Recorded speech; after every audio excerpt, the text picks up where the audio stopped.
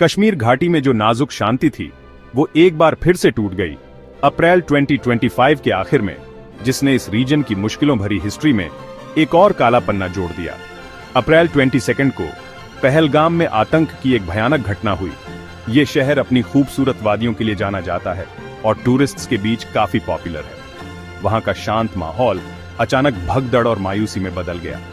Indian authorities के मुताबिक ये हमला इस्लामिस्ट मिलिटेंट्स ने किया था और इसमें खास तौर पर सिविलियंस को निशाना बनाया गया, जो इस रीजन में चल रही इंसर्जेंसी का एक भयानक चेहरा है। मिलिटेंट्स ने जानबूझकर ऐसी जगह चुनी ताकि लोकल्स और विजिटर्स दोनों के दिलों में डर पैदा किया जा सके। हमलावरों ने बड़ी बेरहमी और प्रिसिजन से हमला किया। उनका मकसद था ज्यादा से ज्यादा कैजुअल्टीज करना और चारों तरफ डर फैलाना। हमले के पीछे की सॉलिड प्लानिंग साफ दिख रही थी, क्योंकि उन्होंने तब हमला किया जब शहर में खूब एक्टिविटी थी। रिपोर्ट्स में कंफर्म हुआ कि 25 हिंदू टूरिस्ट्स जो घाटी की मशहूर खूबसूरती देखने आए थे, अपनी जान गंवा बैठे। ये विक्टिम्स भारत के अलग अलग हिस्सों से आए थे, घाटी की कुदरती खूबसूरती में सुकून पाने के लिए। उनके साथ एक लोकल कश्मीरी नागरिक की भी जान गई, जिससे टोटल डेथ टोल 26 हो गया। ये जानी नुकसान इस रीजन के लगातार बिगड़ते हालात और वॉलेटिलिटी की एक कड़वी सच्चाई थी। इस हमले की ब्रूटैलिटी से पूरे इंडिया में गुस्से की लहर दौड़ गई। सिटीजन सड़कों पर उतर आए प्रोटेस्ट करने, विक्टिम्स के लिए जस्टिस और टेररिज्म के खिलाफ और कड़े एक्शन की मांग करने लगे। इंडियन गवर्नमेंट पर फौरन कोई डिसाइसिव एक्शन लेने का भारी प्रेशर आ गया। हाई लेवल मीटिंग्स बुलाई गईं और ऑफिशियल्स ने दोषियों को सजा दिलाने का वादा किया। इस इंसिडेंट ने हैवी सिक्योरिटी प्रेजेंस के बावजूद रीजन की वल्नरेबिलिटीज को सामने ला दिया। इससे पता चला कि सिक्योरिटी फोर्सेस के लिए ऐसे हमलों को रोकना कितना बड़ा चैलेंज है। इस एट्रॉसिटी के लिए पहलगाम को चुनना स्ट्रेटेजिकली काफी सिग्निफिकेंट था। एक पॉपुलर टूरिस्ट डेस्टिनेशन को टारगेट करके मिलिटेंट्स एक डिफायंस का मैसेज देना चाहते थे और रीजन की फ्रेजिल पीस को भंग करना चाहते थे। टूरिस्ट को टारगेट करके हमलावरों का मकसद लोकल इकोनॉमी की कमर तोड़ना था, जो काफी हद तक टूरिज्म पर डिपेंड करती है। हमले के बाद शहर के बाजार वीरान हो गए और गलियां एकदम सुनसान हो गई। प्रधानमंत्री नरेंद्र मोदी की लीड वाली इंडियन गवर्नमेंट ने इस हमले की कड़े शब्दों में निंदा की। एक टेलीवाइज्ड एड्रेस में मोदी जी ने देश को यकीन दिलाया कि सभी सिटीजन्स की सेफ्टी और सिक्योरिटी के लिए हर मुमकिन कोशिश की जाएगी। पहलगाम के उस भयानक टेरर अटैक के बाद इंडियन गवर्नमेंट एक बहुत ही अहम मोड़ पर आ गई थी। प्राइम मिनिस्टर मोदी की सरकार पर देश के अंदर से जबरदस्त प्रेशर था कि वो सिर्फ निंदा और डिप्लोमेटिक प्रोटेस्ट से आगे बढ़े। दिल्ली में अब प्लानिंग एक ज्यादा जोरदार जवाब देने की तरफ बढ़ रही थी।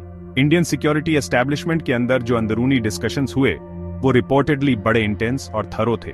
कई सारे ऑप्शंस सोचे गए, पाकिस्तान को डिप्लोमेटिक तौर पर और ज्यादा अकेला करने से लेकर लिमिटेड मिलिट्री स्ट्राइक्स तक। और सबकी राय यही बन रही थी कि एक बड़ा, जो सबको दिखे और असरदार मिलिट्री ऑपरेशन जरूरी है। ऑपरेशन सिंदूर, जिसे बाद में इस नाम से जाना गया, उसे लॉन्च करने का फैसला हल्के में नहीं लिया गया था। ऑपरेशन सिंदूर 6 मई 2025 को तड़के शुरू हुआ। यह इंडियन एयरफोर्स के द्वारा किया गया तेजी से और एकदम सटीक मिसाइल हमलों का एक सिलसिला था। इसका सबसे बड़ा मकसद था पाकिस्तान और पाकिस्तान एडमिनिस्ट्रेड कश्मीर में मौजूद टेररिस्ट ठिकानों को बेकार कर देना। इंडियन इंटेलिजेंस के हिसाब से ये टारगेट्स सीधे उन इस्लामिस्ट मिलिटेंट्स से जुड़े थे जो 22 अप्रैल के पहलगाम हमले के लिए जिम्मेदार थे। इस ऑपरेशन में खास तौर पर 9 साइट्स को टारगेट किया गया। इंडियन एयरफोर्स ने एयरक्राफ्ट से लॉन्च होने वाले मिसाइल्स और एडवांस्ड लॉइटरिंग म्यूनिशंस का कॉम्बिनेशन इस्तेमाल किया। ऑपरेशन सिंदूर की एक कमाल की बात यह थी कि खबरों के मुताबिक इसने पाकिस्तान के एयर डिफेंस सिस्टम्स को भी चकमा दे दिया। ये पूरा ऑपरेशन काफी छोटा था, सिर्फ लगभग 22 मिनट का। इतना कम टाइम शायद जानबूझकर रखा गया था ताकि खास टारगेट्स जल्दी से हासिल हो जाएं और पाकिस्तानी मिलिट्री को जवाब देने का ज्यादा टाइम ना मिले। ऑपरेशन सिंदूर के फौरन बाद नुकसान और कितने लोग मारे गए या घायल हुए, इस बारे में दावे और जवाबी दावे सामने आने लगे। पाकिस्तान से आई रिपोर्ट्स के मुताबिक इंडिया के स्ट्राइक्स में 31 मौतें हुई और 46 लोग घायल हुए। पाकिस्तानी अथॉरिटीज ने दावा किया कि इन कैजुअल्टीज में सिविलियंस भी शामिल थे, एक ऐसा दावा जिसका इंडिया शायद ही मानेगा। बॉर्डर के इस पार इंडिया की तरफ भी ऑपरेशन सिंदूर के बाद नुकसान तो हुआ। इंडिया ने रिपोर्ट किया कि स्ट्राइक्स के जवाब में पाकिस्तान की तरफ से हुई क्रॉस बॉर्डर शेलिंग में उसके 10 सिविलियंस मारे गए। ऑपरेशन के कुछ दिनों बाद जारी की गई सैटेलाइट इमेजरी ने साफ सबूत दिखाए कि पाकिस्तानी मिलिट्री और मिलिटेंट एसोसिएटेड साइट्स को काफी मटेरियल डैमेज पहुंचाया गया था। सेक्शन 5 नेशनल रिएक्शंस इंडिया और पाकिस्तान की आवाजें। इंडिया में ऑपरेशन सिंदूर की खबर को खुशी और एक तरह की सीरियस मंजूरी का मिक्सचर मिला।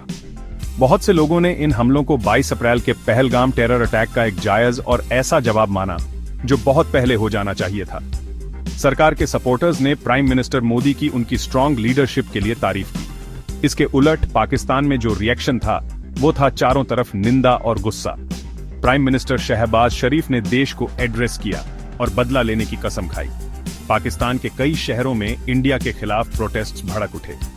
ऑपरेशन के बाद के दिनों में इंडियन लीडर्स की तरफ से पॉलिटिकल बयानबाजी वैसी ही सख्त रही। External affairs minister S Jaishankar ने सख्त चेतावनी दी और कहा कि आगे अगर कोई भी उकसावे वाली हरकत हुई तो इंडिया कड़ा एक्शन लेने में बिल्कुल भी नहीं हिचकिचाएगा। सेक्शन 6 दुनिया की नजर इंटरनेशनल जवाब और डिप्लोमेटिक चालें। इंटरनेशनल कम्युनिटी ने ऑपरेशन सिंदूर पर उम्मीद के मुताबिक चिंता के साथ रिएक्ट किया और दोनों न्यूक्लियर हथियार वाले पड़ोसियों से संयम बरतने को कहा। कई देशों और इंटरनेशनल संस्थाओं ने तनाव कम करने और बातचीत से हल निकालने की अपील की। फ्रांस ने खास तौर पर टेररिस्ट ग्रुप्स के खिलाफ लड़ाई में इंडिया का खुलकर साथ दिया।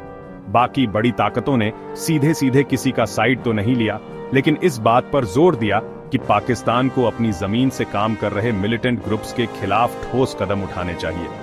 इस बढ़े हुए मिलिट्री तनाव का सीधा असर इंटरनेशनल ट्रैवल और बिजनेस पर पड़ा। कई इंटरनेशनल एयरलाइंस ने कुछ टाइम के लिए दिल्ली और नॉर्थ इंडिया के बाकी हिस्सों की फ्लाइट्स या तो कैंसिल कर दी या उनका रूट बदल दिया। इंडिया ने भी मिलिट्री साजो सामान को लेकर कुछ खास डिप्लोमेटिक कदम उठाए। सेक्शन 7 आर्थिक परिणाम, लड़ाइयों का फाइनेंशियल प्रभाव। ऑपरेशन सिंदूर से जो मिलिट्री तनाव बढ़ा उसका असर इंडिया और पाकिस्तान दोनों की इकोनॉमीज पर पड़ना लाजमी था। डिफेंस खर्च में अचानक जो उछाल आया और इस इलाके में जो अनिश्चितता पैदा हुई उसके तुरंत और दूर तक जाने वाले नतीजे हुए। पाकिस्तान के लिए इस बढ़े हुए कॉन्फ्लिक्ट का टाइमिंग बहुत ही नाजुक था। देश पहले से ही बड़ी इकोनॉमिक मुश्किलों से जूझ रहा था, जैसे कि हाई इन्फ्लेशन और गिरती हुई करेंसी। देश पहले से ही एक कमजोर इकोनॉमिक स्थिति से गुजर रहा था। उसकी $350 बिलियन की इकोनॉमी काफी हद तक बाहरी मदद पर निर्भर थी। कॉन्फ्लिक्ट ने मौजूदा कमजोरियों को और बढ़ा दिया, जिससे इकोनॉमी को स्टेबलाइज करना और भी मुश्किल हो गया। स्ट्राइक्स के समय पाकिस्तान इंटरनेशनल मॉनेटरी फंड के साथ एक जरूरी $7 बिलियन के लोन प्रोग्राम पर बातचीत कर रहा था। दांव बहुत ऊंचे लगे थे, क्योंकि इकोनॉमिक रिकवरी और स्टेबिलिटी के लिए यह लोन हासिल करना बहुत जरूरी था। बढ़े हुए मिलिट्री तनाव और एक बड़े कॉन्फ्लिक्ट की आशंका ने इन कोशिशों को पटरी से उतारने का खतरा पैदा कर दिया। निगोशिएशंस को लेकर जो अनिश्चितता थी उसने इकोनॉमिक दबाव को और बढ़ा दिया, जिससे और ज्यादा इंस्टेबिलिटी पैदा हुई। इसके उलट इंडियन इकोनॉमी पर फौरी असर ज्यादा काबू में दिखा। इंडिया की बड़ी और ज्यादा डाइवर्सिफाइड इकोनॉमी ने शुरुआती झटकों के खिलाफ एक बफर का काम किया।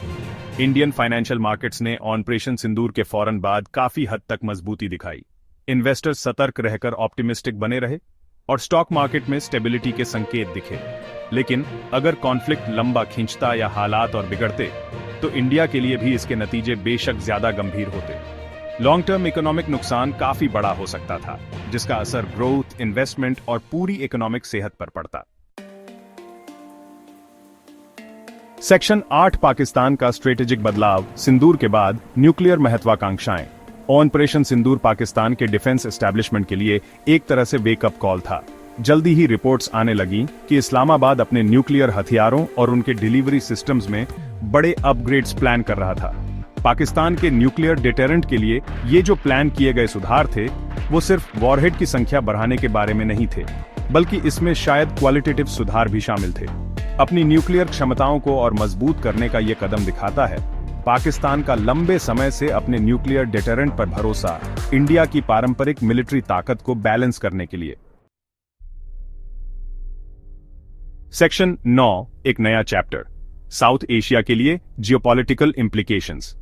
ऑपरेशन सिंदूर ने यकीनन साउथ एशिया के जियोपॉलिटिकल लैंडस्केप में एक नया और शायद ज्यादा वॉलेटिल चैप्टर शुरू कर दिया है। इस ऑपरेशन ने इंडिया और पाकिस्तान के बीच की पुरानी दुश्मनी को सिर्फ और तेज ही नहीं किया है, बल्कि दुनिया भर की ग्लोबल पावर्स का ध्यान भी खींचा है। इंडिया का पाकिस्तानी टेरिटरी के अंदर एलिजेड मिलिटेंट ठिकानों पर खुलेआम डीप पेनिट्रेशन स्ट्राइक्स करने का फैसला उसकी काउंटर टेररिज्म स्ट्रेटजी में एक बड़ा बदलाव दिखाता है। ये बोल्ड कदम इंडिया की बढ़ती मिलिट्री कैपेबिलिटीज का एक प्रदर्शन माना जा रहा है, और ये भी कि वो डिसाइसिव एक्शन लेने को तैयार है। ये असर्टिव रवैया, जिसका मकसद फ्यूचर में होने वाले मिलिटेंट हमलों को रोकना है, उसमें न्यूक्लियर आर्म्ड पाकिस्तान के साथ मिसकैलकुलेशन और तेजी से मामला बिगड़ने का खतरा बना हुआ है।